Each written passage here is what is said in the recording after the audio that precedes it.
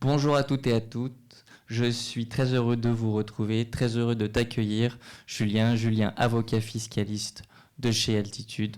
Bonjour Julien. Bonjour Olivier. Ravi de pouvoir discuter d'une thématique forte que nous avons ici chez Ramify, la fiscalité. Nous, notre objectif pour tous nos clients, ou non clients d'ailleurs, c'est de maximiser l'espérance de gain net de frais et net d'impôts. On se concentre assez naturellement avec toi avec la partie fiscale, l'imposition. Plus précisément, la thématique d'aujourd'hui sera transmission anticipée du patrimoine. Comment ça va se passer sur l'heure qui nous attend? Entre 30 et 45 minutes où Julien va effectivement présenter les principaux éléments qu'il souhaite aborder. Moi, je suis dans le rôle du modérateur où j'essaierai de poser au maximum les questions que vous allez me poser sur le chat. Donc n'hésitez surtout pas, c'est là où vous devez poser vos questions. Si je ne le fais pas, ce n'est pas grave, il nous restera entre 20 et 15 minutes pour après avoir une session de questions-réponses, cette fois peut-être sans fil directeur très très précis. Donc ne le prenez pas mal si je ne reprends pas directement votre question. Le but c'est quand même qu'il y ait un fil directeur pour que Julien puisse malgré tout dérouler sa présentation. Sans plus tarder, Julien, je te laisse la parole. Merci Olivier, bonjour à tous. Je suis ravi d'être là et de participer à ce webinaire. Alors comme Olivier vous l'a indiqué, donc, le sujet aujourd'hui c'est la transmission anticipée du patrimoine. Alors je commencerai par une citation célèbre avec un peu d'humour qui nous dit qu'il y a deux choses certaines dans la vie, c'est la mort et les impôts. Et aujourd'hui ça tombe bien, on va parler de mort et d'impôts. Et en bon juriste, je vous ai préparé un plan en deux parties, avec une première partie où on ira assez vite sur le rappel des règles applicables en matière de droit de donation et de droit de succession.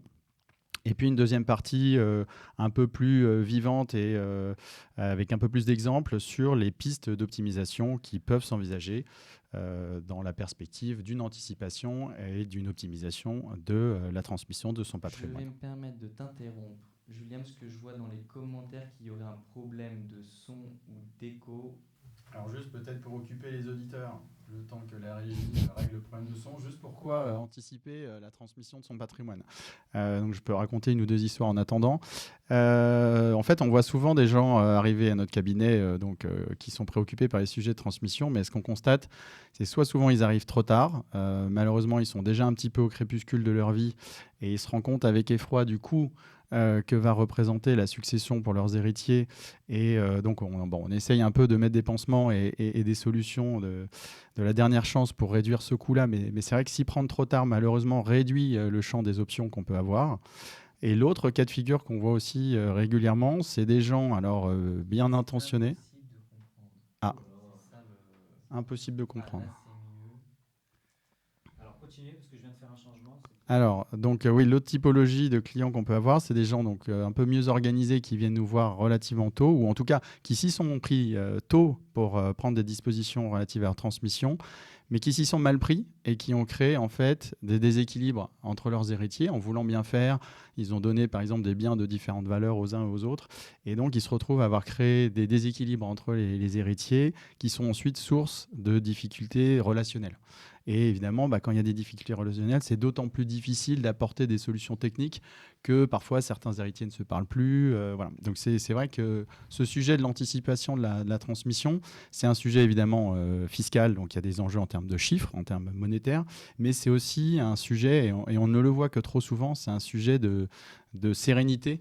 Alors évidemment pour les parents, pour ces personnes qui cherchent à transmettre, mais aussi pour leurs héritiers, bien souvent. Donc c'est, je dirais, une double raison de venir voir son fiscaliste préféré ou son notaire. Évidemment, on n'a pas le monopole, mais en tout cas de s'y prendre le plus tôt possible pour résoudre ces sujets en amont. Merci Julien. La bonne nouvelle, c'est qu'a priori, le son est revenu. Maintenant, le son est intelligible. Merci aussi à la régie pour avoir fixé tout ça en live. Et on enchaîne. Et on enchaîne en reprenant le fil conducteur. C'est parti. Alors, donc, première partie sur le rappel des règles. Les premières séries de règles qu'on va voir, ce sont les règles de territorialité. Donc, en bon français, ce sont les règles qui vont fixer quel pays aura le droit de taxer votre succession ou les donations, si vous en faites de votre vivant. Alors, ces règles-là, elles sont fixées en droit interne par l'article 750 ter du Code général des impôts, ou CGI pour les intimes. Et cet article distingue deux situations. Premier cas de figure, c'est celui où le donateur ou le défunt est domicilié en France, au sens de l'article 4B du Code général des impôts. Et dans ce cas-là, donc quand le donateur ou le défunt est en France, en fait, la totalité de sa succession sera soumise au droit de succession en France. Donc peu importe la nature des biens et peu importe où ces biens sont situés, en France ou à l'étranger, le fisc français va appliquer sa dîme sur l'ensemble du patrimoine. Deuxième cas de figure, c'est le cas où le défunt ou le donateur est domicilié hors de France, donc à l'étranger. Et là, on va distinguer deux sous-catégories. Premier cas de figure, c'est l'héritier où le donataire a sa résidence fiscale en France. Et bien, tout ce que va recevoir cet héritier sera taxable en France. Et deuxième sous-cas de figure, si à la fois le donateur et le donataire ont leur domicile fiscal hors de France, seuls les biens situés en France seront taxables en France. Voilà. Donc on voit que selon les cas de figure, selon les familles, on va avoir des règles de territorialité différentes. Et on voit surtout qu'en fonction de la composition de la famille et des lieux de résidence des uns et des autres, on aura possiblement des règles différentes qui vont s'appliquer à différents héritiers. Voilà. Et toutes ces règles-là sont, comme je l'ai dit, c'est des règles de droit interne et donc qui peuvent éventuellement être contredites par des dispositions des conventions fiscales applicables. Et juste petite illustration en termes de conventions fiscales, si on a à peu près 130 conventions signées par la France en matière d'impôt sur le revenu, pour limiter les doubles impositions en matière d'impôt sur le revenu. En revanche, nous n'en avons que 37 en matière de succession et encore moins en matière de donation, puisqu'on n'en a qu'une dizaine. Une dizaine de conventions en matière de donation, ce qui veut dire qu'il y a de fortes chances, dans une situation familiale, je dirais, internationale, d'avoir un risque de double imposition si des donations sont faites du vivant du donateur.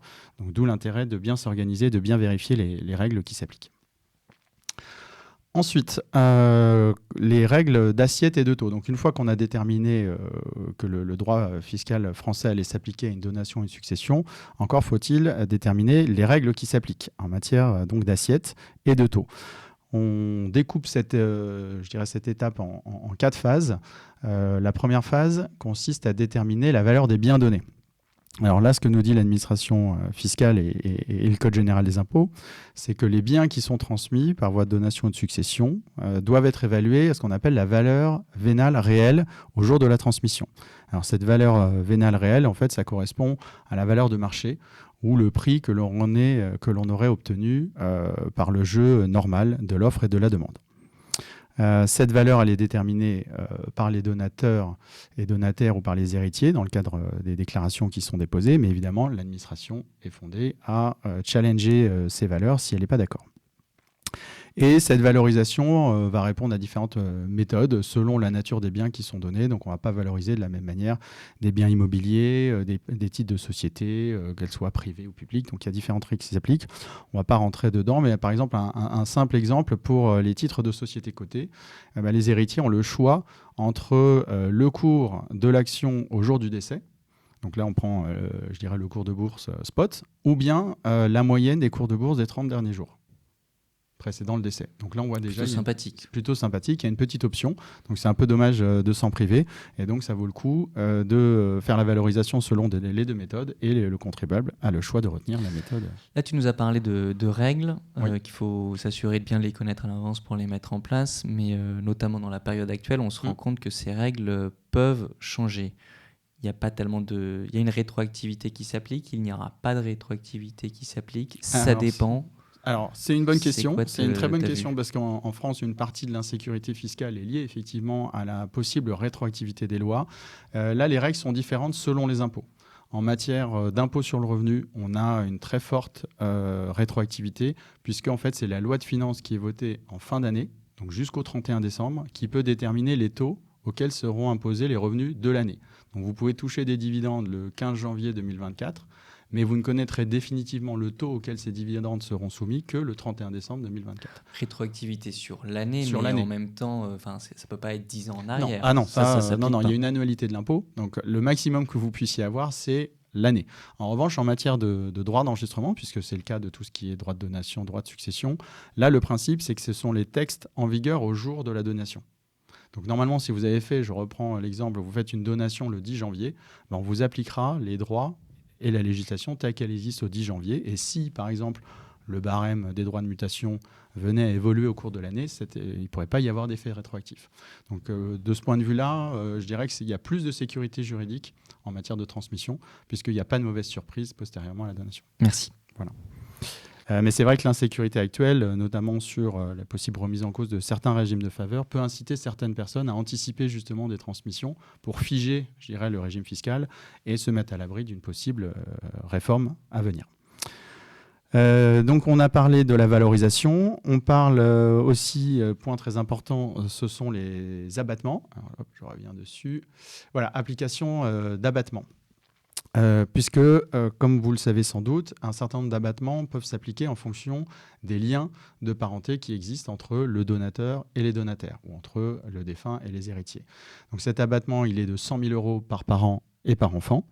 Donc un exemple très simple, si vous avez deux parents qui font une donation conjointe à leurs deux enfants, chaque parent ayant 100 000 € au profit de chacun des enfants, au final, ça fait 400 000 € total d'abattement. Donc ces deux parents pourront donner ensemble jusqu'à 400 000 € à leurs enfants sans avoir à payer de fiscalité.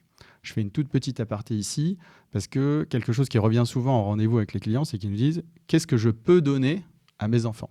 Et en fait, ces 100 000 €, évidemment, ce n'est pas un plafond de donation.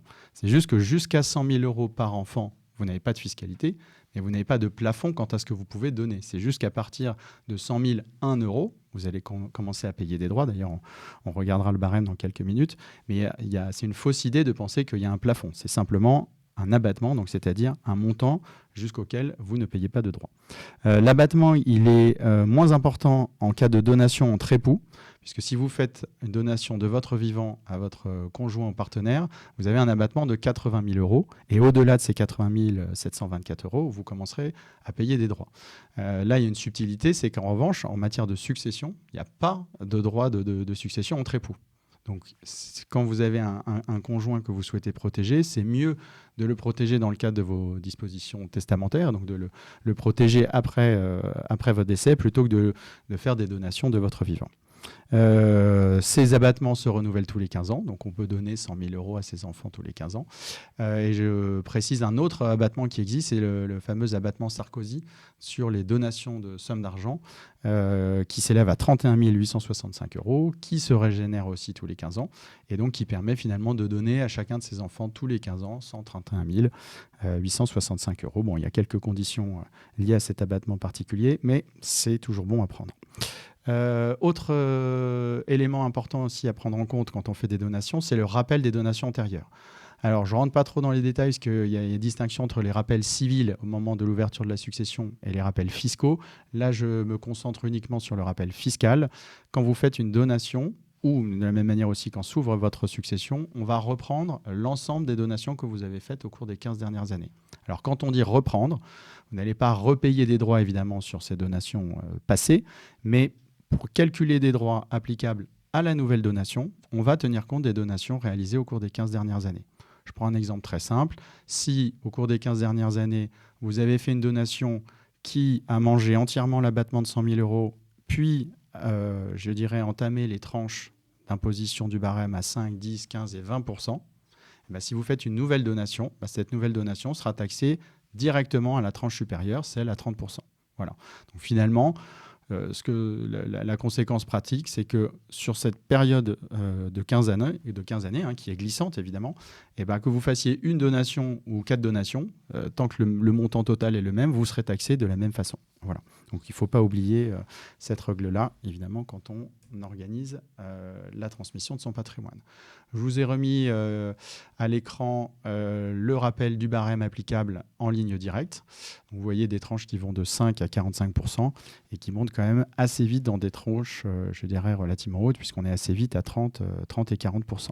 D'où l'importance, encore une fois, de bien anticiper.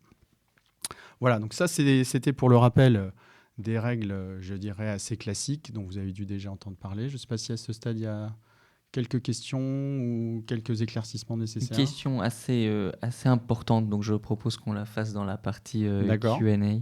Je pense effectivement qu'on rentre là effectivement dans le vif du sujet maintenant que tu as pu nous présenter, ou plutôt représenter ces règles générales qui C'est règle s'appliquent. générale. Donc on attaque, je dirais, la partie optimisation, la partie un peu intéressante qui fait la joie de notre métier. Donc on va évidemment pas vous donner une liste exhaustive de toutes les pistes d'optimisation. On en a sélectionné de mémoire 4 ou 5.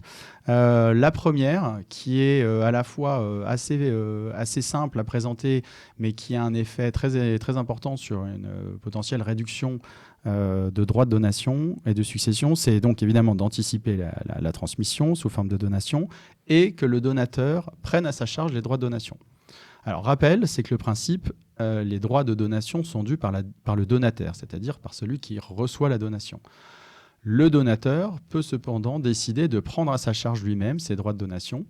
Et, précision importante, cela ne constitue pas une donation complémentaire, ni du point de vue du droit civil, ni du point de vue du droit fiscal. Donc le fait que le donateur prenne à sa charge ses droits de donation ne viendra pas augmenter le coût de l'opération.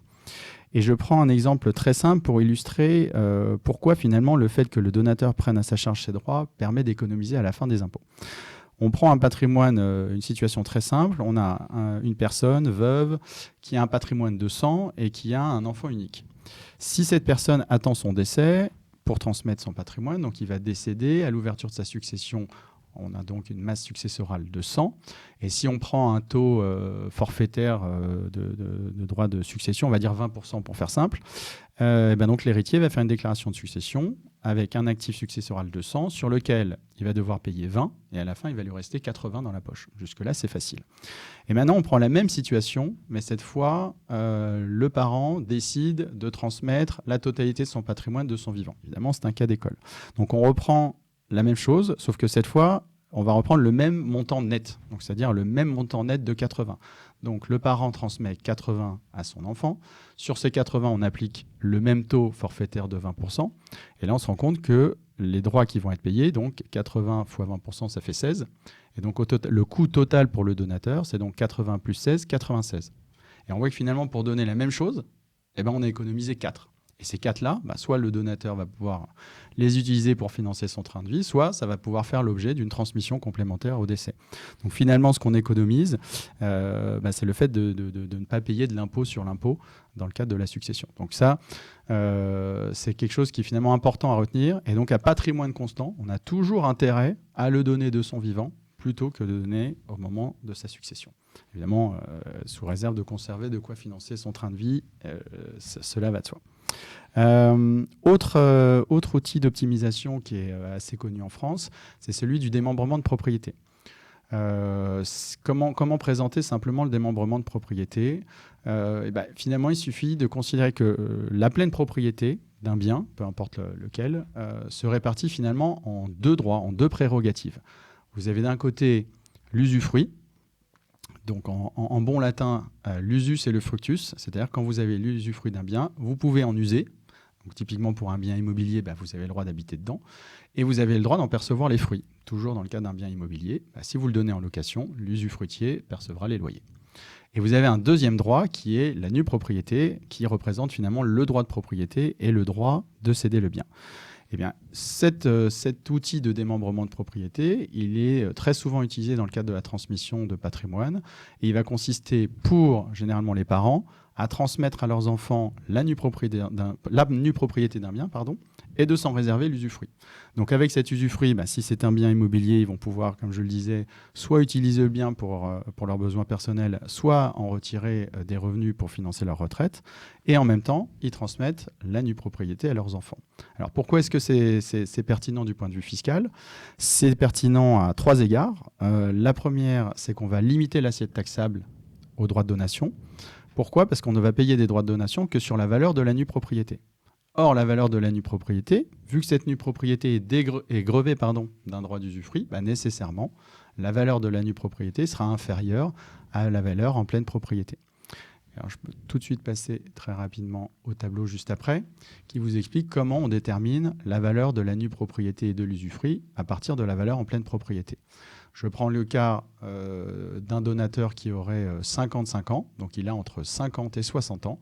Et donc quand vous êtes dans cette cinquantaine, je dirais, la valeur de la nue propriété est réputée valoir 50% de la valeur en pleine propriété. Donc, si vous donnez la nue propriété d'un appartement parisien qui vaut 1 million d'euros, eh ben, les droits de donation ne seront payés que sur 50%, c'est-à-dire sur 500 000 euros.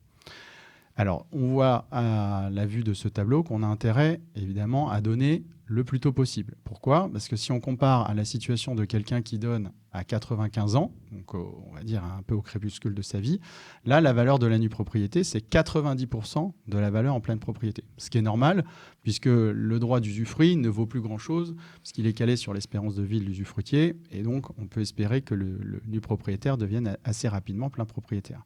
Donc là, on ne va pas économiser grand-chose par rapport à une donation en pleine propriété ou à une transmission au décès, puisqu'on ne va gratter, je dirais, que 10% sur l'assiette des droits de donation. En revanche, si on s'y prenait un petit peu plus tôt, qu'on donnait à 45 ans plutôt qu'à 55, et ben là, on voit bien qu'on serait taxé plus que sur 40% de la valeur en propriété. Ce démembrement de propriété, tu le conseilles à quel type de citoyen, d'investisseur ? Quelle tranche d'âge, parce que j'imagine que c'est peut-être pas à faire pour tout le monde et n'importe quand. Bien sûr que sur le tableau, le plus tôt c'est le mieux. Alors le plus tôt c'est le Après, mieux. bon, il y a quand même d'autres enjeux que la fiscalité. Alors évidemment, la fiscalité ne doit pas être l'unique driver. Ça, c'est effectivement un point très important. Ça rentre en ligne de compte. Maintenant, il y a tout un tas d'autres choses qui doivent rentrer en ligne de compte. Par exemple, est-ce que vous avez prévu d'avoir d'autres héritiers ? Donc ça, c'est une chose. Si vous donnez, mais ça vaut hors démembrement de propriété, je dirais. Si vous donnez à 30 ans, alors que vous avez un enfant, et puis finalement, vous en refaites encore 2 derrière, là, après, il y a des questions de rééquilibrage. Ça dépend évidemment aussi de votre patrimoine.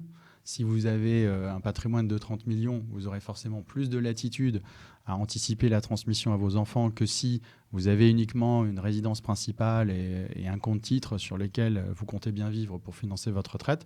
Donc évidemment qu'il faut faire une analyse, je dirais, de patrimoniale en amont pour vérifier quand donner et que donner. Voilà. Mais ça reste fiscalement un outil très important. Donc les 2 autres avantages qu'on a d'ailleurs sur cette transmission en démembrement de propriété, donc on a vu qu'on payait moins au moment de la donation, et surtout, il n'y a pas de droits complémentaires qui sont payés au décès du donateur. Donc vous donnez à 55 ans, vous vivez encore 40 ans, pendant 40 ans, vous profitez de cet usufruit qu'on appelle viager, puisqu'il est calé sur la vie de l'usufruitier, et au moment du décès du donateur, les nus propriétaires vont récupérer la pleine propriété du bien à ce moment-là, puisque l'usufruit a disparu, et il n'y a pas de droit complémentaire à payer dans le cadre de la succession. Donc le bien sera hors droit de succession. Donc l'avantage dont vous avez bénéficié à la donation est définitif.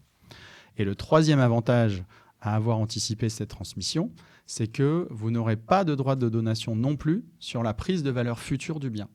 Je reprends mon exemple, vous avez donné en nue propriété un appartement qui valait 1 million d'euros au jour de la donation, donc vous avez été taxé sur 500 000, vous ne serez jamais taxé sur les 500 000 complémentaires représentant l'usufruit, et vous ne serez pas taxé sur la prise de valeur future du bien. Donc si au moment du décès du donateur, cet appartement vaut 1,3 million, et ben les 300 000 complémentaires, cette plus-value-là, sera acquise au donataire sans fiscalité complémentaire. Je comprends. Ouais. Merci. Une question de Margot. Sur quel type de produits financiers hors immobilier peut-on faire du démembrement ? On peut faire du démembrement sur tout. On peut faire ça sur de l'immobilier, on peut faire ça sur des portefeuilles, on peut démembrer, on y viendra, des clauses bénéficiaires d'assurance vie. On peut vraiment faire du démembrement sur tout. Après, là encore, il faut adapter en fonction de la nature des biens et en fonction des besoins, évidemment, du donateur. Une autre question de Thomas qui est liée au démembrement. Si les parents font un démembrement sur la résidence principale, c'est très compliqué puisque j'ai les questions qui défilent, puisqu'il y en a un grand nombre. Je vais essayer d'y arriver. Si des parents font un démembrement de propriété pour leur résidence principale en don à leur enfant, si les enfants décident de vendre la résidence principale, les parents perdent donc l'usufruit et se retrouvent sans résidence ? Pas du tout. Alors c'est une très bonne question. Alors déjà, il faut l'autorisation de tout le monde pour vendre. donc de l'usufruitier et des nus propriétaires. Donc ça, c'est la première chose. Les usufruitiers ne sont pas complètement dépendants des choix pris par souvent leurs enfants nus propriétaires. Donc ça, c'est une première chose. Deux, on fait souvent une convention de démembrement, donc, ce qui permet aussi de fixer les droits des uns et des autres dans le cadre de ce démembrement de propriété. Et petite précision, c'est que en cas de vente, on a différentes solutions. Alors, je ne vais pas rentrer dans les détails, mais c'est intéressant à savoir, c'est que si on vend un bien qui est démembré, on a 3 options. Soit on se partage le prix de vente, chacun récupère sa quote-part du prix de cession en fonction de l'âge des usufruitiers, toujours selon le même barème. Soit on fait ce qu'on appelle un remploi en démembrement, c'est-à-dire qu'on va utiliser le prix de cession pour racheter un autre bien, et le démembrement va se reporter sur cet autre bien. Donc on a vendu un appartement parisien dont on n'avait plus l'utilité, on achète un chalet à la montagne et on va finalement reporter tous les avantages du démembrement sur un nouveau bien. Et la dernière option qui est souvent très avantageuse pour les usufruitiers, c'est ce qu'on appelle le quasi-usufruit. Là, c'est l'usufruitier qui va récupérer la totalité du prix de vente et c'est simplement qu'il va avoir une dette vis-à-vis des nus propriétaires, mais cette dette n'est exigible qu'au jour de l'ouverture de la succession. Donc ça, c'est un peu une espèce de clause de rattrapage qui permet à l'usufruitier qui éventuellement serait un peu précipité à transmettre la nue propriété d'un bien à ses enfants, réaliserait que finalement il n'a plus suffisamment de fonds pour financer sa fin de vie, et bien il va pouvoir récupérer par ce quasi-usufruit le produit de la vente et il aura simplement une dette vis-à-vis de ses héritiers qui viendra se compenser avec d'autres actifs au moment de l'ouverture de la succession. Ce qui est assez pratique parce que ça donne une flexibilité et une tranquillité d'esprit. Exactement. Merci. Alors j'enchaîne un peu pour respecter le timing, c'est important. Donc je vous remettais là le barème pour le démembrement. Autre outil intéressant en matière d'anticipation et d'optimisation de la transmission, c'est le contrat d'assurance vie. Je ne reviens pas sur le contrat d'assurance vie, son fonctionnement. Je pars du principe que c'est quand même relativement bien connu. Je rappelle simplement, parce que c'est ça qui nous intéresse, que les sommes qui vont être versées en exécution du contrat d'assurance vie au moment du décès du souscripteur vont échapper par principe aux droits de succession. Alors, quelques exceptions, ou plutôt quelques conditions pour bénéficier de cette exonération. Il faut que les primes versées sur le contrat l'aient été avant les 70 ans du souscripteur. Donc ça, c'est quelque chose qu'il faut bien avoir en tête. Il y a un peu une bascule à partir de ces 70 ans. Donc verser les primes avant 70 ans.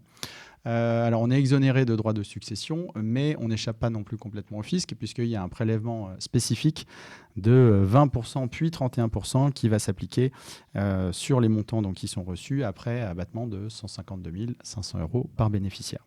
Je me permets juste de faire un petit aparté. Nous avons pas mal de cas effectivement de personnes qui ont 69 ans et 11 mois et demi qui nous contactent pour effectivement ouvrir une assurance vie. S'il vous plaît, que ce soit avec Ramify ou un autre acteur, faites-le un tout petit peu plus en avance parce que c'est quand même des enjeux fiscaux qui sont énormes. Et bon, c'est un peu dommage de rater le cut pour 1 ou 2 jours, même si tous les acteurs essaient de faire leur maximum. Donc si vous écoutez ce webinaire, s'il vous plaît, à partir de 69 ans, ça peut être un bon moment si ça n'a pas été encore fait d'ouvrir cette assurance vie. Exactement. Et c'est bien les primes qui comptent. Ce n'est pas forcément juste l'ouverture du contrat. Il faut évidemment que le contrat soit ouvert, mais il faut que les primes soient versées avant 70 ans. S'il y a en plus des primes qui sont ensuite versées après 70 ans, ces primes-là rentreront bien dans le champ des droits de succession. Alors, je ne rentrerai pas forcément dans le détail, mais il y a eu quelques discussions dans le cadre du projet de loi de finances pour 2025 sur l'assurance vie. Il a été question à un moment de revenir justement sur cette exonération des droits de succession. Bon, finalement, ils sont revenus en arrière. Il a été aussi évoqué la possibilité d'avoir des avances sur le versement du contrat d'assurance vie au profit des bénéficiaires sur l'année 2025. Bon, il faudra attendre l'adoption définitive du projet de loi de finances. Mais ça ne t'engage pas, et je ne demande pas ce que tu sois Madame Irma, mais ton point de vue sur toutes les propositions de loi et de nouvelles impositions qui arrivent, tu penses que ça va accoucher d'une souris ou au contraire que ça va être assez lourd Non, je ne pense pas que ça devrait être très lourd parce que on a bien vu pendant les débats qu'ils ont du mal à se mettre d'accord.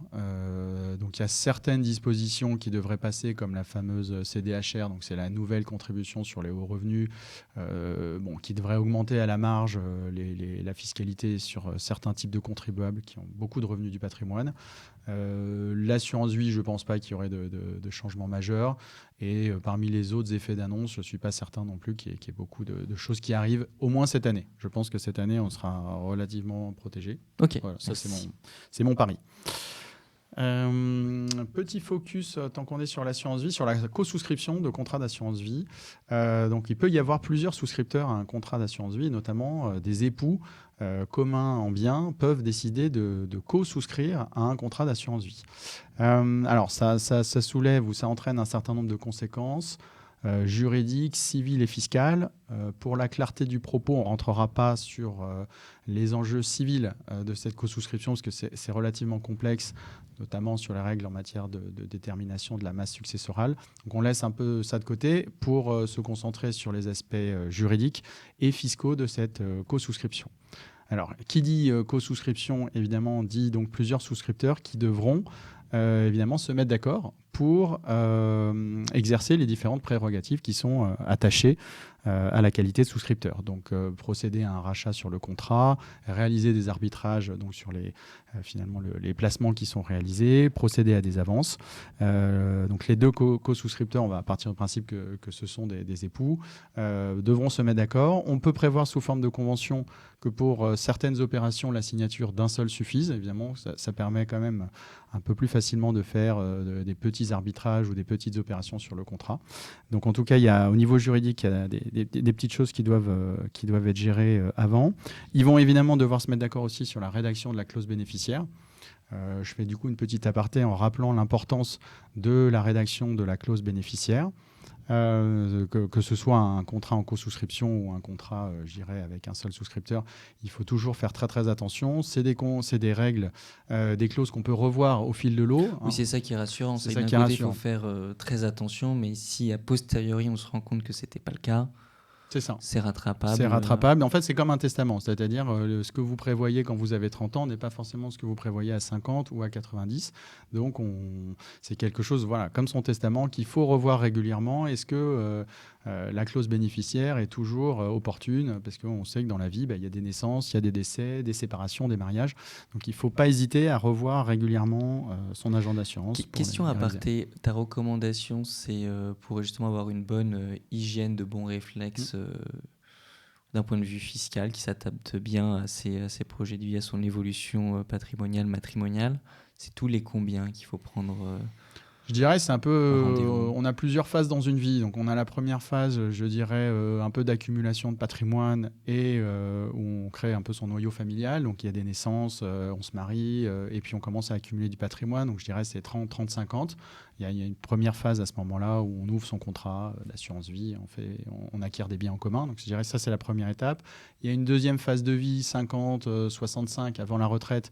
On consolide, on prépare sa retraite et éventuellement on commence un peu à filer des coups de pouce aux enfants en fonction de leur âge. Donc ça, c'est un peu, je dirais, la deuxième période.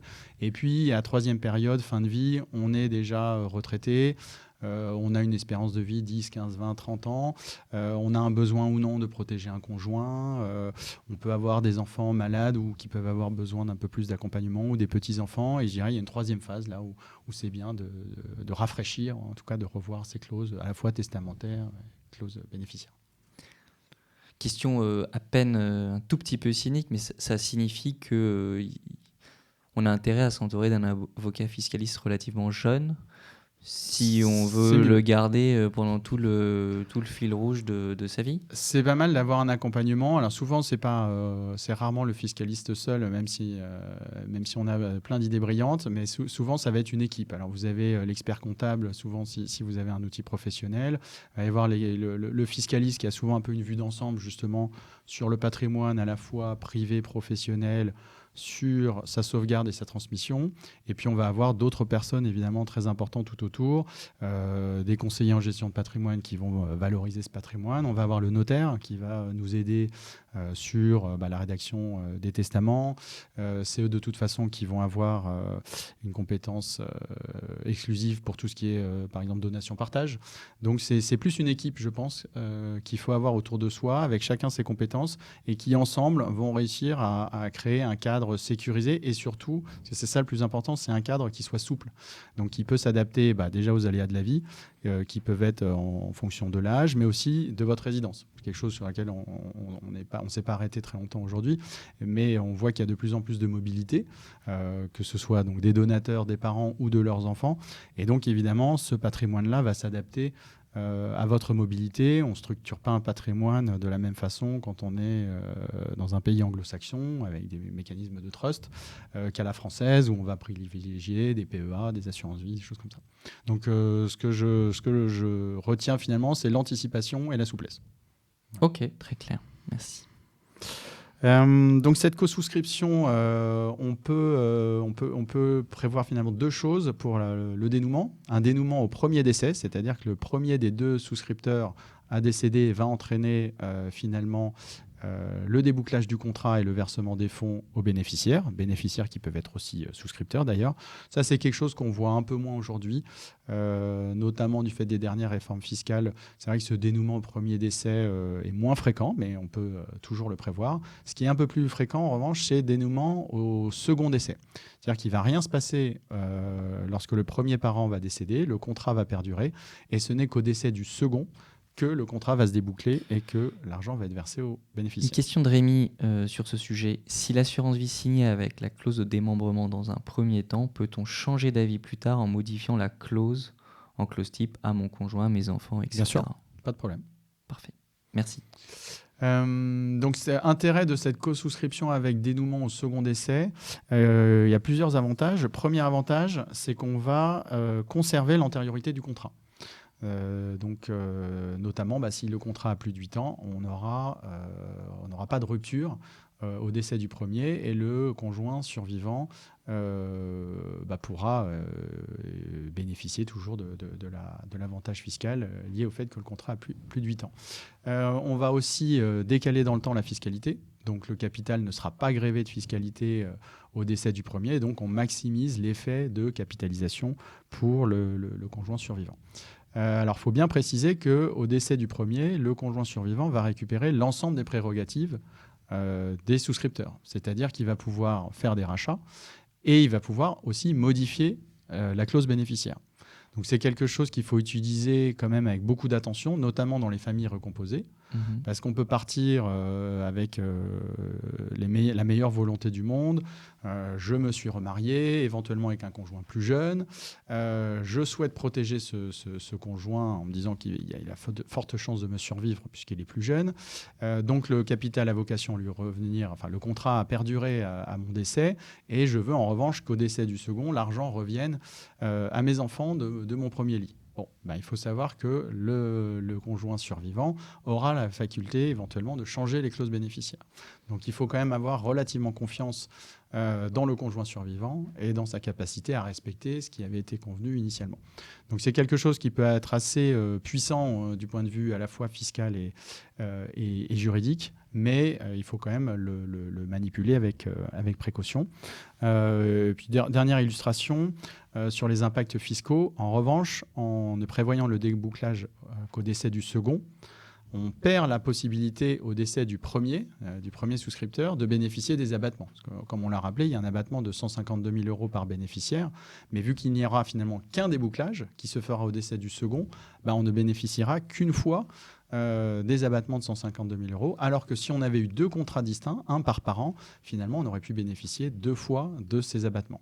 Alors souvent ce qui se fait, c'est finalement de combiner les 2 systèmes. On fait 2 contrats individuels pour maximiser les effets des abattements, et on fait un contrat conjoint pour protéger le conjoint survivant. Voilà. Donc on peut toujours panacher et jongler avec les différentes options. Question de Nelly. Peut-on effectuer une co-souscription si les fonds sont des, entre guillemets, fonds propres issus d'une succession ? Non.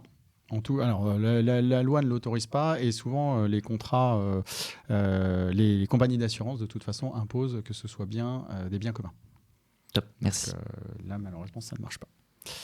Autre exemple qu'on voulait vous donner pour finir, avant de passer aux questions, c'est celui du financement des droits de succession et du manque de liquidité qu'on peut trouver au moment où s'ouvre la succession. Donc là, on a pris le cas d'un parent, pareil, veuf, qui décède et qui a comme principal actif un important portefeuille de titres, portefeuille d'actions. Et on va considérer qu'on est dans la tranche la plus haute du barème, puisqu'il a déjà transmis pas mal de patrimoine. Et donc, on se retrouve à avoir ce portefeuille titre, disons 1 million d'euros, qui va être taxé à 45%, donc la tranche marginale. On a plusieurs difficultés face à cette situation. La première, c'est que le contexte économique ne sera pas forcément favorable pour l'héritier, puisqu'il va être vraisemblablement contraint de vendre des actions pour payer ses droits de succession. Je rappelle que les droits doivent être payés dans les 6 mois suivant le décès. Et donc, à ce moment-là, on n'est pas forcément au meilleur des moments pour céder des titres, si entre-temps, il y a eu un petit écroulement des marchés. Et on peut avoir donc cette première difficulté d'opportunité, je dirais, économique. Deuxième sujet, c'est que si l'héritier vend des actions, il va évidemment faire un calcul de plus-value. Et pour calculer la plus-value, on va faire la différence entre le prix de cession, ça c'est classique, et le prix de revient des titres. Et le prix de revient des titres, là il y a une subtilité dans le cadre de la succession, c'est que le prix de revient des titres, il va être constitué par la valeur de l'action au jour du décès, donc pour l'ensemble 1 million dans mon exemple, mais on va majorer ce prix de revient, je dirais de marché, on va le majorer des droits qui ont été payés par l'héritier dans le cadre de la succession. Donc s'il a payé 45, en fait, le prix de revient de son portefeuille, le prix de revient fiscal, c'est pas 1 million, c'est 1 450 000. Donc s'il est amené à vendre des actions, mais quand bien même le marché ne serait pas effondré, on se rend compte qu'en fait, il va réaliser d'importantes moins-values, puisqu'ici, il vend à peu près au prix du marché, il va vendre 1 million, 1 million 100, quelque chose qui fiscalement a un prix de revient d'1 450 000.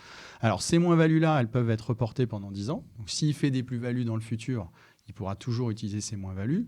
Mais vu qu'il a un important portefeuille avec un prix de revient très élevé, il y a peu de chances que même dans les 10 années à venir, ça compense. Finalement, il compense. Et donc, ces moins-values fiscales sont perdues. Donc, c'est vrai que ça, du point de vue fiscal, c'est pas très optimisant. Donc, ce qu'on peut envisager comme opération, c'est donc si on s'y prend évidemment en amont, c'est pour ce parent de placer son portefeuille titre dans une société dédiée. Là, on a pris l'exemple d'une SICAV qui va présenter un certain nombre d'avantages. Donc, le premier, c'est que ça va être un instrument de capitalisation. Donc, comme le contrat d'assurance vie, on va pouvoir capitaliser et tant qu'on ne sort pas d'argent de cette enveloppe, on n'aura pas de fiscalité personnelle à payer. On a une liberté de gestion. On peut utiliser ces parts de SICAV comme objet de transmission anticipée avec le démembrement de propriété. On retrouve ce qu'on évoquait tout à l'heure. Mais surtout, le gros avantage de ces SICAV, c'est qu'elles vont être beaucoup plus facilement mobilisables pour lever de la dette.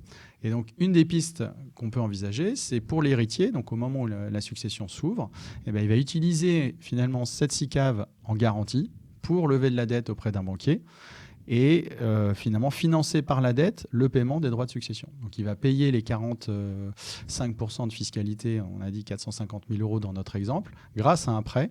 Et en fait, il va attendre que la SICAV ait atteint son prix de revient fiscal. Donc, il va attendre que la SICAV soit valorisée 1 450 000 dans notre exemple pour, à ce moment-là, vendre des parts de la SICAV, cette fois sans fiscalité non plus, puisqu'on aura atteint le prix de revient fiscal. Donc, il n'y a pas de plus-value.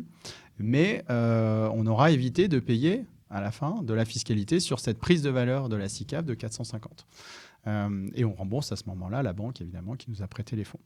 Donc, dit autrement, en fait, on récupère une partie des droits de succession avec une exemption de plus-value, puisqu'on ne paye pas la plus-value sur la prise de valeur de la SICAV. Voilà, c'est une piste de réflexion pour optimiser les droits de succession. Très clair, mais là, tu disais il faut l'avoir fait en avance, techniquement, la veille de son décès, même si ce n'est pas quelque chose que l'on maîtrise. C'est suffisant. Suffisant. Non, là, il n'y a pas d'intérêt, à la différence de l'assurance vie. Il n'y a pas d'âge butoir ou d'intérêt à avoir une antériorité de la SICAV. On peut effectivement, théoriquement, le faire la veille de son décès. Très clair, merci.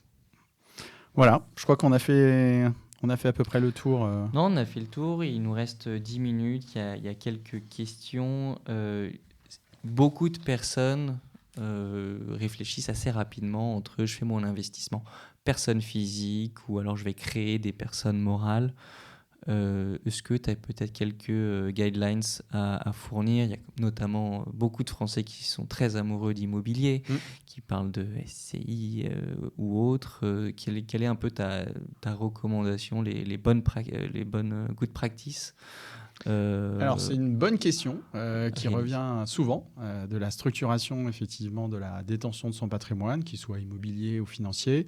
Alors, il y a plusieurs considérations qui rentrent en ligne de compte, parce que si vous interposez une société, vous allez avoir le choix du régime fiscal de cette société. Donc déjà, il y a un premier arbitrage qui va être, est-ce qu'on met une société, ce qu'on appelle un peu par raccourci, à l'IR, c'est-à-dire une société transparente, où là, les associés vont être fiscalisés finalement au fil de l'eau, par transparence, comme s'il n'y avait pas eu de société.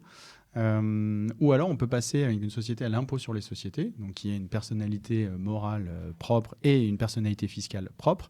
Et donc là, c'est la société qui est directement fiscalisée sur les revenus. Donc loyer si c'est un investissement locatif ou dividende, plus-value si ce sont des portefeuilles. Donc il y a des avantages et des inconvénients à chacune des formules. Donc là encore, il faut regarder la situation particulière des investisseurs. Est-ce que, en fonction de leur âge, en fonction de leurs besoins, par exemple, est-ce qu'ils ont besoin du produit de ces placements pour vivre ou non? Est-ce qu'ils ont simplement besoin de capitaliser et de se créer du patrimoine? Donc ça, il y a différents sujets à regarder. Après, ce qu'on peut retenir, ce qui est universel, c'est que l'avantage d'une société, on ne va pas forcément y avoir un avantage fiscal, selon le régime fiscal qu'on choisit. En revanche, c'est plus facile de transmettre des parts d'une société que de transmettre des portefeuilles. Ou, dit autrement, on va plus facilement organiser l'indivision avec la société que quand on est en direct. Parce que quand on est en direct, on est dans une indivision. Vous transmettez un bout d'un bien immobilier ou un bout d'un portefeuille d'actions à vos enfants, vous allez être en indivision. Et la difficulté de l'indivision, c'est qu'on ne peut pas forcer quelqu'un à rester en indivision. Donc je reprends un peu la question de tout à l'heure de l'usufruitier qui disait est-ce que mes enfants peuvent mettre dehors? Là, si on fait de l'indivision sur un bien immobilier, par exemple, les enfants peuvent décider de vouloir récupérer leur mise. Donc là, on ne peut pas les en empêcher. La seule façon de les empêcher, c'est de les indemniser.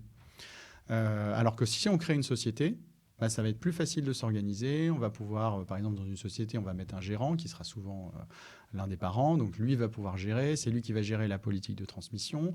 Et dans une société, si vous avez des parts, vous ne pouvez pas forcer les autres à vous racheter. Et vu que vous n'allez pas trouver un acheteur à l'extérieur qui va prendre des parts d'une société familiale. Donc c'est une façon d'un peu plus verrouiller, je dirais, de garder la main. Donc c'est vrai que cette question de créer une société pour investir, dans une optique de transmission, c'est souvent une bonne question à se poser. Très clair. Et pour continuer là-dessus, c'est une question de HD. Bonjour, je suis propriétaire de plusieurs SCI qui détiennent des biens immobiliers. Je n'ai pas d'enfants, mais des frères et sœurs. Comment puis-je optimiser mes donations, l'abattement étant très faible? C'est ça. C'est une question qui revient souvent quand il n'y a pas d'héritier en ligne directe. Il n'y a pas vraiment de solution miracle, puisque l'abattement est très faible et les droits montent très très vite à 45%. Donc là encore, la meilleure chose à faire, c'est l'anticipation. Donc anticiper pour essayer de bénéficier des abattements plusieurs fois d'ici son décès, de faire les transmissions quand les biens ne valent pas encore grand-chose. Donc, par exemple, si les biens ont été financés avec de la dette, il se peut que la part... Parce que quand on transmet des parts d'une SCI, on transmet la valeur nette des parts. C'est-à-dire, si dans la SCI, j'ai un actif d'1 million d'euros, mais j'ai encore 800 000 euros de dette bancaire, parce que la valeur des parts, finalement, ce n'est, entre guillemets, que 200 000 euros. Et on voit bien que dans un schéma comme ça immobilier où les loyers payent la dette, si on attend trop longtemps, au bout d'un moment, les loyers auront remboursé la dette. Et donc, ma société, elle sera plus à 200 000, mais peut-être 600, 800, 1 million, voire plus, si en plus le bien s'est valorisé. Donc là encore, la clé, c'est l'anticipation. Peut-être transmettre au maximum tant qu'on a encore de la dette, tant qu'on est jeune, tant qu'on a éventuellement le démembrement de propriété. Enfin voilà, il faut utiliser une combinaison un peu de tout ce qu'on évoquait aujourd'hui, éventuellement prévoir des contrats d'assurance vie qui peuvent couvrir une partie des frais de la succession. Ça aussi, c'est quelque chose qui se fait. Donc, on fait un calcul en amont. On sait que pour payer les droits de succession, mes frères et sœurs vont avoir besoin de 500 000 euros. Et on va mettre 500 000 euros sur un contrat. Voilà. Je dirais c'est un patchwork de solutions qu'il faut envisager avec son fiscaliste préféré. Très clair. Une question d'Éric. Si je fais une donation de la nue propriété d'un contrat de capitalisation, est-ce que je peux laisser les fruits, entre parenthèses, produits dividendes dans ce contrat jusqu'à mon décès? Autrement dit, laisser l'usufruit dans le contrat pour qu'il bascule au nu propriétaire à mon décès. Donc je comprends qu'en gros, l'usufruitier renonce à faire des rachats et renonce à percevoir une partie des revenus ou du capital. On peut le faire. Après, il ne faut pas que ce soit... la seule limite, c'est qu'il ne faut pas que ce soit abusif. On a la même chose avec des sociétés, puisque dans les sociétés, pareil, il y a une répartition des droits financiers entre nue propriété et usufruitier. En général, l'usufruitier il a le droit au résultat de l'exercice et le nu propriétaire a le droit aux réserves. Donc une méthode, je dirais, d'optimisation peut consister pour les usufruitiers à systématiquement mettre les résultats de l'exercice en réserve et finalement jamais toucher, faire valoir ses droits financiers. Donc il faut pas, il y a des cas de jurisprudence, il y a des affaires devant le comité de l'abus de droit fiscal. Donc il faut pas donner trop le sentiment qu'on a voulu optimiser à tout prix. Donc il faut pouvoir le justifier de manière patrimoniale. Mais en théorie, c'est possible pour l'usufruitier de ne pas percevoir systématiquement les revenus. Merci, très clair. Une question de Liliane, justement, et ça rebondit un peu sur ta remarque sur le fait que aujourd'hui, la famille classique est en réalité une famille donc recomposée. Est-ce que justement la notion de société s'est très bien adaptée justement à une famille recomposée? Au contraire, ça complexifie les choses et de manière plus large un peu, est-ce qu'il y a des recommandations spécifiques dans le cas de familles recomposées ou pas tant que ça? Il n'y a pas de recommandations spécifiques. Évidemment, c'est plus complexe à jongler dans le cas d'une famille recomposée. Ça dépend de l'âge des époux, ça dépend de l'âge des enfants, ça dépend de comment on veut répartir sa succession, qui on veut protéger, est-ce qu'on veut protéger sa nouvelle compagne ou compagnon, est-ce qu'on veut protéger ses enfants. Il y a les clauses quand même réservataires qui s'appliquent. Ça, on bascule un peu sur le civil, mais je rappelle qu'on peut pas complètement en France, on ne peut pas complètement déshériter ses enfants, puisqu'il y a une part minimale de son héritage qui doit leur revenir. Donc il y a beaucoup de règles avec lesquelles il faut jongler. Et le plus important, je dirais, je renvoie un peu la question, mais le plus important, c'est la communication. Il faut qu'il y ait une communication déjà entre les époux, savoir ce qu'eux ont envie de faire. Il faut que ce soit très clair entre eux. Et ce que je recommande, c'est qu'il y ait aussi une communication la plus claire possible avec les héritiers. Parce que certains vont souhaiter hériter tout de suite au décès du parent. D'autres n'ont pas de problème forcément à hériter au second. Enfin, voilà. Et souvent, ça va être un panachage des jeux. Pour que ce soit équilibré, il faut qu'il y ait sans doute une partie de transmission aux enfants du premier lit au décès et une partie qui revienne au conjoint survivant pour assurer la continuité, je dirais, de son train de vie. Et là, on peut souvent distinguer, par exemple, sur la résidence principale. Ça, c'est vrai que souvent, c'est quelque chose qu'on cherche à sanctuariser pour le conjoint survivant. Donc, on va beaucoup miser sur le fait qu'il ait un toit jusqu'à la fin de sa vie. Et ensuite, souvent sous forme d'enveloppe, d'assurance vie, c'est un bon moyen pour le protéger aussi financièrement en complément. Voilà. C'est souvent un patchwork de solutions. Très clair. Ta réponse sur la SCI en a amené d'autres. Pour compléter la question sur la transmission de biens inclus dans les SCI, pourquoi ne pas modifier les statuts pour faire des personnes à qui l'on souhaite transférer des biens des associés? Alors, ils vont être associés au moment de la donation, parce qu'on va leur donner des parts. On ne peut pas le faire avant, ça c'est pas... Alors, on peut le faire avant. On peut le faire avant, on peut le faire au moment où on crée la société. On peut parfaitement mettre des enfants. Vous avez un projet immobilier, vous voulez acheter un appartement de rendement qui vaut 200 000 euros. Bon, vous pouvez parfaitement créer la société avec un capital de 1 000 euros.